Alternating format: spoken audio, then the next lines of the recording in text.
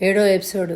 ఆమె బీరువాలోంచి అతడు వేసుకునే బట్టలు తీసి మంచం మీద ఉంచి ప్యాంటుకి బెల్ట్ పెడుతోంది. జయ గుర్తొచ్చింది అతనికి. ఏ ఒక్క రోజున తన బట్టలు తీసి ఇవ్వడం కానీ అలా బెల్ట్ పెట్టడం కానీ చేసి అరగదు. ఎంతసేపు స్టీరియో పెట్టుకొని నవలలు చదవడం వరకే కానీ. ఒక రోజున తను బొంబాయి వెళ్ళే అవసరం ఏర్పడింది. ఆఫీస్ నుంచే ఫోన్ చేసి చెప్పాడు తన బట్టలన్నీ సర్ది బ్రీఫ్ కేసులో ఉంచమని. ఫ్లైట్కి గంట మాత్రమే టైం ఉందని, అన్నీ రెడీ చేసి ఉంచుతుందని ఆఫీస్లో మరికొన్ని అర్జెంట్ ఫైల్స్ని చెక్ చేసుకొని ఇంటికొచ్చాడు. జయ సినిమాకి తయారైంది. బ్రీఫ్ కేస్ సర్దావా అని అడిగాడు. ఎలా సర్దాలో నాకు తెలియదు, మీరు వచ్చాక సర్దుకుంటారని. అదిగాక ఈరోజు 6 గంటలకు ది స్పైడర్ మ్యాన్ సినిమాకి టికెట్లు రిజర్వ్ చేయించారట నా ఫ్రెండ్స్. నేను వెళ్తున్నాను.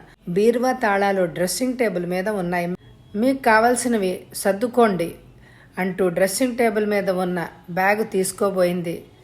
ఆ బ్యాగుని విసిరి కొట్టాడు కోపంతో ప్రభాకర్. నేను ముందుగా ఫోన్ చేసి చెప్తే నీకంత నిర్లక్ష్యమా? నీకు సినిమా ముఖ్యం కానీ భర్త ముఖ్యం కాదన్నమాట. చేత కాదు. తిరగడం చేతన ఉన్నా, సినిమాలు చూడడం చేతన ఉన్నా? తీక్షణంగా చూస్తూనే అడిగాడు. మీరు చెప్పగానే మీ పనులన్నీ చేయడానికి నేనేమన్నా పని మనిషినా? అంత గతిమాలిన దాన్ని కాదు, నాకంత అవసరం కూడా లేదు. ఈసరించుకుంటూ దూరంగా పడున్న బ్యాగ్ తీసుకొని వెళ్ళిపోయింది విసవిస. వెళ్ళే జయను ఆపి ఆ చెంప ఈ చెంప పగలగొట్టి ఒక గదిలో బంధించాలి అన్నంత కోపం ఆవేశం కలిగాయి.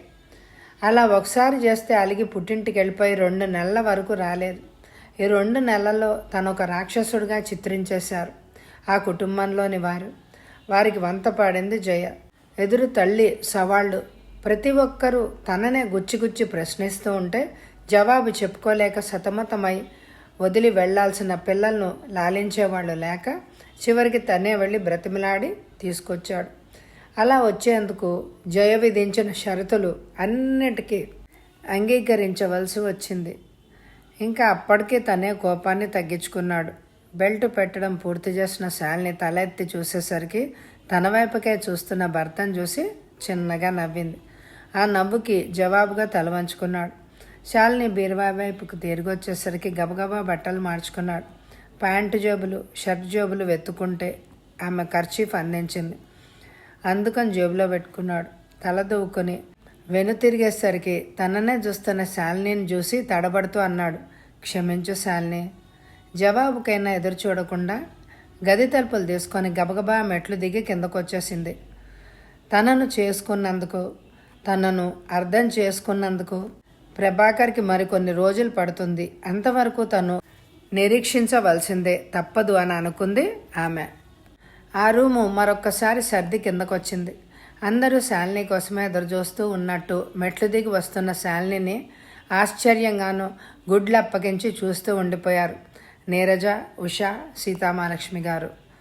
శాలిని మొహంలో ఎలాంటి కోపం కానీ బాధ కానీ కనిపించలేదు. పైగా ఎంతో సంతోషంగా ఉంది. ఆమె మొహాన్న చిరునవ్వు ఎప్పటికీ అలాగే చెక్కు చెదరలేదు. అందరినీ పేరు పేరున పలకరించి వచ్చి నీరజ పక్కన కూర్చుంది. తాము గదిలోకి వచ్చిన సంగతి శాలినికి తెలియదు. అసలు తనకేమీ తెలియదు అని అనుకుంటోంది కాబోలు. ఇద్దరూ మాట్లాడుకుంటున్నారో లేదో, మాట్లాడుకున్న సూచనలు మాత్రం కనిపించలేదు. అలా మాటలు కలిస్తే అలంకరణ అంతా ఎందుకు తీసేస్తుంది? తీసేస్తుంటే ఊరుకుంటాడా అన్నయ్య? నెమ్మదిగా శాలిని నుంచి క్లూ లాగాలి, ఎంతవరకు సౌఖ్యంగా ఉండాలి అన్నది. అంత తేలిగ్గా శాలిని మాటలకి దొరుకుతుందా? అయినా ప్రయత్నించాలి అనుకుంది నీరజ. అలా అందరినీ ఒకే చోట కలవడం అనేది శాలినికి అపూర్వంగా కనిపించింది. చిరునవ్వుతో అందరినీ కళ్ళతోనే పరిశీలించసాగింది. సీతామహాలక్ష్మి గారు కారు హారన్ వినిపించగానే సోఫాలోంచి లేచింది. ఈరోజు మినిస్టర్ గారిని కలవడానికి 10ంటికి అపాయింట్మెంట్ తీసుకున్నాం. మా మహిళా మండలి తరఫున కొంత గ్రాంటు శాంక్షన్ చేయమని. ఆ విషయం మాట్లాడాలి. నా కోసం ఎవరు ఎదురు చూడొద్దు. అయినా శాలిని ఉందిగా, మేము ఈ పనులు చేసుకోండి అంటూ హడావుడిగా బయటికి వెళ్ళిపోయింది. ఇంకా నువ్వు కోడలుగా వచ్చావుగా, ఇంకా తిరిగి ఏ రాత్రికో ఇంటికి చేరుతుంది మా అమ్మ అంది కోపంగా నీరజ. అలా అనకు నీరజ, కొన్ని రోజులు పోతే మీ అమ్మగారే అలాంటి బాధ్యతల నుంచి తప్పించుకుంటారులే. "ఆ, నీకు కాలేజీ టైము కాలేదా?" అంది సంభాషణ మారుస్తూ. ఉషకి తను చెప్పాలనుకుంది, చెప్పలేక అలాగే కూర్చుండిపోయింది శాలిని. తల్లిని గురించి అలా అనేసరికి నీరజకి ముందు నుంచి ఉన్న స్నేహం వల్ల వాళ్ళిద్దరూ మంచి స్నేహితురాళ్లాగానే మిగిలిపోతున్నారు. ఎప్పుడన్నా శాలిని ఇక్కడికి వచ్చినప్పుడు తను ఉంటే మాట్లాడడం వరకే పరిచయం. ఆ తర్వాత అన్నయ్యను వివాహం చేసుకుందుకు అంగీకరిస్తుందన్న సంగతి తెలిసి ఎంతో ఆశ్చర్యపోయింది. అంత అందమైంది, తెలివైంది, కోరి కోరి తాగుబోతుని చేసుకునేందుకు అసలు ఎలా అంగీకరించిందా? లేక తాము చాలా తక్కువలోని వాళ్ళమని, లక్షల ఆస్తికి వారసుడు అవుతాడు అన్నది ఒక క్షణం. కొంతకాలం ఓర్చుకుంటే మనిషి మామూలు అవుతాడంది మరో నమ్మకం. అందుకే సాహసించి చేసుకుంది అని నిర్ధారణ చేసుకుంది. తల్లి లేదు కాబట్టి సావకాశంగా మాట్లాడే అవకాశం లభిస్తోంది ఉషకు. బ్యాగ్లోంచి ఇన్విటేషన్ కార్డు తీసి ఇచ్చింది. ఏంటి? కార్డును చూస్తూనే అడిగింది. మా యువ రచయితల మహాసభ 6 బైల్లో ఇవాళకి 10 రోజులు, సాయంత్రం 6:30కి మొదలు. నువ్వు తప్పకుండా రావాలి వదినా అంది. నాకే ప్రత్యేకించి ఎందుకు ఇస్తున్నావు, ఎంతమంది ఉన్నప్పుడు అని అడిగింది కార్డుని పరిశీలనగా చూస్తూ. వీళ్ళందరికీ ఇచ్చి నా చేతులు నెప్పెట్టాయి, రాలేదు. నువ్వైనా వస్తావు అనే ఆశతో ప్రత్యేకించి ఇస్తున్నాను. నీరజ నవ్వి ఊరుకుంది ఉష మాటలకి. తప్పకుండా వస్తాను, నీకోసమైనా. చాలా సంతోషం వదినా, నువ్వు ఒక్కదానివే నన్ను అర్థం చేసుకున్నది. కాలేజీకి టైం అయింది, వస్తానే. మర్చిపోవుగా, వెళ్తూనే అంటున్నా. ఉషను చూసి నవ్వుకుంది శాలిని. ఇవాళ మర్యాదకు నువ్వు వస్తానంటున్నావు, నీ మాట నిలబెట్టుకుందుకు వెళ్తావు. ఇక ప్రతిసారి నువ్వు వెళ్ళకపోతే ఊరుకోదు అందే నీరజ. నచ్చితే వెళ్ళడానికి అభ్యంతరం ఏముంది? అమ్మకు అలాంటివి ఇష్టం ఉండవు.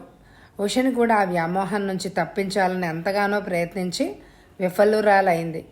ఆంటీకి ఇష్టం లేని పని నేను ఎలా చేస్తాను నీరజ? తను చిన్నబుచ్చుకొని ఎలా చేయకూడదుగా. ఒకసారి వెళ్ళి వచ్చినందువల్ల నష్టమేమీ లేదు అనేదే నా అభిప్రాయం అంది శాలిని. నీరజకి సబబుగానే అనిపించింది శాలిని మాటలు. అందుకని ఏం మాట్లాడలేదు.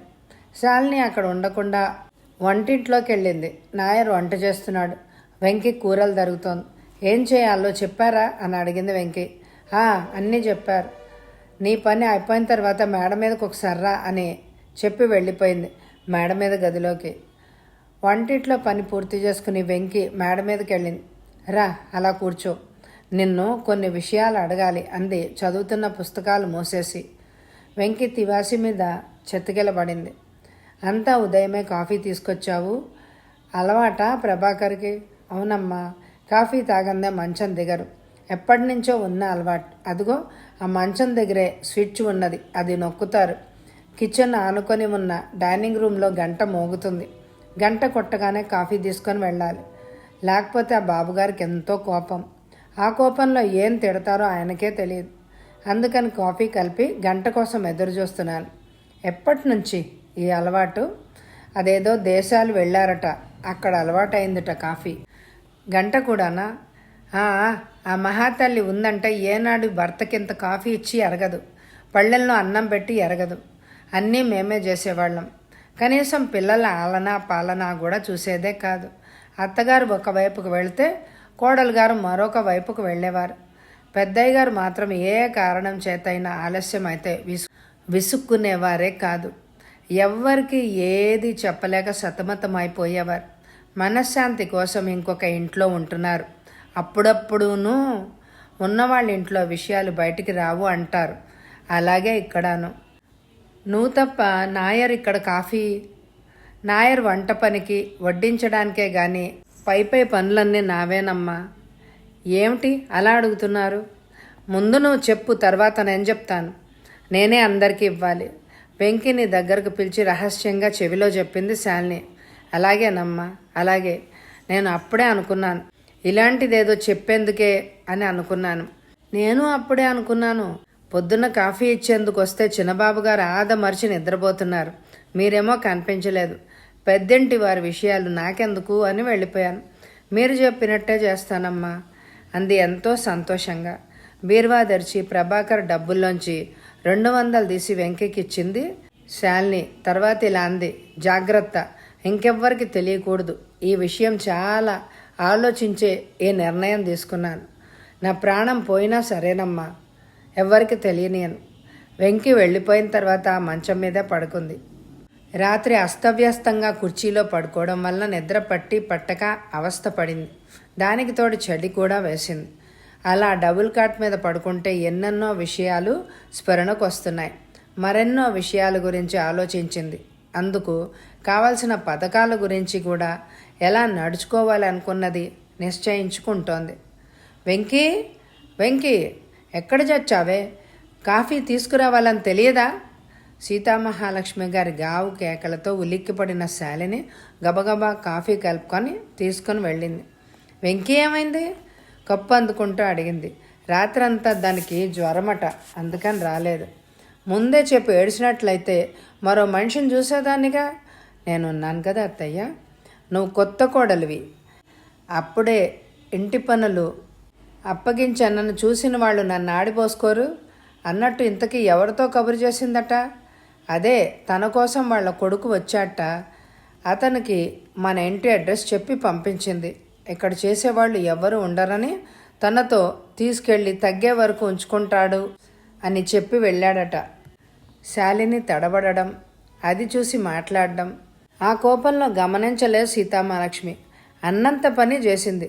ఎప్పటి నుంచో ఒక నెల్లాళ్ళు సెలవు కావాలని అడిగింది. నేనే ఇవ్వలేదు. రాకుండాను చెప్పకుండాను మానేసి కబురు చేసిందన్నమాట. ఇప్పుడు ఎలాగా? నేనున్నాను కదా అత్తయ్య, పని విషయంలో మీరేం బెంగపెట్టుకోకండి. మనిషి అన్నాక జ్వరాలు రాకుండా ఎలా ఉంటాయి? డైనింగ్ హాల్లోని బెల్ గణగణం అంటుంటే గబగబా కిచెన్లోకి వెళ్ళి కాఫీ కప్పు ట్రేలో ఉంచుకుని గబగబా మేడ మీద గదిలోకి వెళ్ళిన శాలిని ఇంకా నిద్ర మంచం మీదనే కళ్ళు మూసుకొని అటు ఇటు పొర్లుతున్న ప్రభాకర్ ట్రేని టేబుల్ మీద పెట్టిన శబ్దం అవడంతో కళ్ళు విప్పి చూశాడు. శాలిని ఒక్క ఉదుటిన లేచి మంచం మీదనే కూర్చుండిపోయాడు. కాఫీ తీసుకోండి, సాసర్తో కప్పుని అందించింది. వెంకీ ఏమైంది? సాసర్ని వదిలి కప్పు తీసుకున్నాడు. ఒంట్లో బాలేదుట, రావడం లేదు. ప్రభాకర్ వైపు చూడకుండానే ఏసీ ఆఫ్ చేసి కిటికీ కర్టన్స్ పక్కకి లాగి 2 కిటికీ తలుపులు తెరిచింది. బాత్రూంలోకి వెళ్ళి గీజర్ ఆన్ చేసి వచ్చింది. ఏదో చెప్పాలని అనుకున్నాను కానీ గొంతులో నుంచి మాట పెకిలి రాకముందే బీర్వా దగ్గరికి వెళ్ళి స్నాన అనంతరం వేసుకునే డ్రెస్ తీసి పెట్టి కప్పు తీసుకొని కిందకు వచ్చేసింది. రాజగోపాలరావు గారు ఆఫీస్ రూమ్లో కూర్చుని ముఖ్యమైన ఫైల్స్ చూసుకుంటున్నారు. గాజుల చప్పుడు విని తలెత్తి చూసి ఆశ్చర్యపోయారు. ఫైల్ పక్క నుంచి అడిగారు. నువ్వు తీసుకొచ్చావేంటి శాలిని? వెంకీ ఏమైందమ్మా? తనకి ఒంట్లో బాగాలేదని రావడం లేదండి. అయినా మన పని మనం చేసుకుంటే తప్పే ఉంది మామయ్య గారు. తప్పని కాదమ్మా, నువ్వు చేస్తున్నావని బాధ అంతే. ప్రభాకర్ లేచాడా? ఈసరికి డ్రెస్ అయి ఉంటారు. వాడింత పెందులాడే లేచిన్నది వినడం ఇదే మొదటిసారి. ఇంకా నువ్వు వచ్చావు కాబట్టి వాడు స్థిమిత పడగలడు. నువ్వే ఓ కంట కనిపెట్టుకుంటూ ఉండాలమ్మా. అలాగే మామయ్య గారు. ఖాళీ కప్పు తీసుకొని లోపలికి వచ్చేసింది. మేడం మెట్లు దిగుతూనే ఆగిపోయిన ప్రభాకర్ శాలినిని చూసి తలంచుకున్నాడు. రండి, అక్కడే ఆగిపోయారంటే? చిరునవ్వుతోనే అంది. అంతలోకి ఏదో గుర్తుకొచ్చిన వాడికి మళ్ళీ మేడ మీదకి వెళ్ళిపోయాడు. భర్త వెనక గబగబా తాను మేడ మీదకి వెళ్ళిపోయింది. మీ డబ్బాల్లో 200 తీశాను అంది. ఎందుకని అడగలేదు. నీకేం అవసరం వచ్చిందని తీసావని కూడా అడగలేదు. మౌనంగా బీర్వా మూసేశాడు ప్రభాకర్. నేను ఈరోజు బయటికి వెళ్ళాలి. ఎందుకు అన్నట్టు ప్రశ్నార్థకంగా చూశాడు శాలిని వైపు. ఆమె తల వంచుకొని ఉంది. భర్తనేం పట్టించుకోలేదు. అసలు అతని వైపు చూడని కూడా చూడలేదు. ఎక్కడికి వెళ్ళాలి, ఎందుకు వెళ్ళాలి అని అడగలేదు. నెమ్మదిగా కిందకి దిగొచ్చేశాడు. సీతామహాలక్ష్మి గారు హడావిడిగా డ్రెస్ అవుతుంటే ఫోన్ రింగ్ అయితే శాలిని వెళ్ళి రిసీవర్ తీసింది. హలో సీతామహాలక్ష్మి, బయలుదేరావా? మనవాళ్ళంతా సిద్ధంగానే ఉన్నారు. చందాలకి బయలుదేరడంలో నీదే ఆలస్యం. త్వరగా రావాలి. మాట్లాడవేంటి? కొత్త కోడలికి అలంకారం చేస్తూ కూర్చున్నావా ఏంటి? నువ్వు లేనిదే ఎవ్వరం బయలుదేరం అంటున్నారు. మా కారు వారికి అవసరమట. మీ కారు తీసుకురా. నేను ఎన్ని మాట్లాడుతున్నాను, ఒక్క మాట కూడా మాట్లాడవేంటి? శాలిని నెమ్మదిగా గొంతు మార్చి చెప్పింది. మీరంతా బయలుదేరండి, నేను ఎక్కడో ఒక చోట కలుస్తాను అని ఫోన్ పెట్టేసింది. ఎవరు అంటూ వచ్చింది సీతామహాలక్ష్మమ్మ గారు. తను కట్టుకున్న పట్టుచీరను సవరించుకుంటూ. ఈరోజు చందాలకి బయలుదేరాలని అనుకున్నారట కదా, అందుకెవ్వరూ రామంటున్నారట. మిమ్మల్ని రావద్దని ఫోన్ చేశారు. అయ్యో, ఒక్క అరగంట ముందు చెప్పకూడదు. సరే, ఏం చేస్తామంటూ సోఫాలో చతికిలబడింది ఆవిడ. నవ్వుకుంటూ లోపలికెళ్ళిన శాలినికి మరో సందేహం కలిగింది. ఈ సంగతి రేపైనా తెలిస్తే తన మీద మండిపడ్డం ఖాయం అని అనుకుంది. అయినా సరే తను ధైర్యంతో ఆమెను ఎదుర్కోగలనన్న ఆశాభావం కలిగింది. కాఫీ కలుపుకొని నీరజ శాలిని చూసి నొచ్చుకుంటూ అంది. అదేంటి శాలిని, నువ్వు ప్రత్యేకించి నాకు కాఫీ తీసుకురావాలా? నేను రాలేనా? రాలేరని కాదండి, నా బాధ్యత. వెంకీ పనిలోకి రావడం లేదు. మీకేమీ ఇలాంటి పనులు అలవాటు లేదయ్యే అన్నట్టు నన్ను శాలిని అంటే ఎలా? నువ్వు కూడా నన్ను పరాయిదానిగా చూస్తుంటే అనిపిస్తోంది. చక్కగా వదిన అని ఎందుకనవు? నేనేమన్నా పరాయిదాన్నా? నాకెందుకో నిన్ను వదిన అని పిలవాలంటే అదోలా అనిపిస్తోంది. నాకంటే 1 సంవత్సరం చిన్నదానివి కాబట్టి వయసుకు మించిన బాధ్యత నువ్వు తీసుకున్నా, పెద్దరికమైనా ఈ ఇంటి కోడలివైనా నువ్వు ఎప్పటికీ శాలినివే నాకు. నువ్వు కూడా అంటున్నావు. అన్నయ్య నిన్ను ఆర్దోక్తిగా ఆగిపోయి శాలిని వైపు చూసింది. మీ అన్నయ్య మనసులో గూడు కట్టుకున్న బాధను దూరంగా తరిమివేయడానికే నేను ప్రయత్నిస్తున్నాను. అందుకు కొంత టైం తీసుకుంటుంది. నెలలు, సంవత్సరాలు కూడా పట్టొచ్చు. అంతవరకు నిరీక్షించడం తప్ప పరాజయం పొందలేదు. శాలిని నా ధ్యేయం, నా లక్ష్యం. అదే నేను ఎందుకు ఈ ఇంటికి కోడలనయ్యానో, ఎందుకు ఇలా నిర్ణయించుకున్నానో నీకే తెలుసు. నా లక్ష్య సాధన కోసమే నేను పోరాడుతున్నాను. ఓటమి పొందినాడు మాత్రమే తిరిగి నా తండ్రి దగ్గరికి వెళ్తాను. ఎంతో దృఢ నిశ్చయంతో ఉన్నాను శాలిని. నీ అంత పట్టుదలతో కనీసం ఒక వంతైనా మా అమ్మకు ఉన్నట్టయితే ఈ సంసారం ఎప్పటికైనా బాగుపడేది. అన్నయ్య కూడా నిన్ను అర్థం చేసుకోలేకపోవడం నేను భరించలేకపోతున్నాను. గాయపడిన మనసు అంత త్వరగా కోలుకోలేదు నీరజ. ఈ రోజున నా కార్యక్రమం మీ అమ్మగారితో మొదలైంది. ఏంటి శాలిని, చందాలకి బయలుదేరాలి అని అనుకుంటున్నారట? రాలేదని మీ అమ్మగారికి ఫోన్ చేశారు. మీరు బయలుదేరమని చెప్పి మీ అమ్మగారు అడిగితే వారు బయలుదేరారట అని చెప్పాను. ఈ సంగతి ఇవాళ కాకపోయినా రేపైనా తెలిసి మా అమ్మ ఆగ్రహానికి తట్టుకోగలవనేనా? తట్టుకోలేకపోవచ్చు. అయినా మీ అమ్మగారు ఎంత తూలనాడినా ఎన్ని అన్నా మాత్రం నేను కోపం తెచ్చుకోను. ఎందుకంటావా? ఆమె దృష్టి ప్రజాసేవ మీద నుంచి ఇంటి మీదకి మరల్చాలి అంటే ఇదే దారి, ఇదే నా ధ్యేయం. స్థిరంగా అంటున్న శాలిని గర్వంగా చూస్తోంది నీరజ. తెల్లచీర కట్టుకుని అన్నయ్య గదిలోకి వెళ్తూ ఉంటే తను భయపడింది. శాలిని ఎదుర్కోగలదా ఆ తుఫాన్ని అని.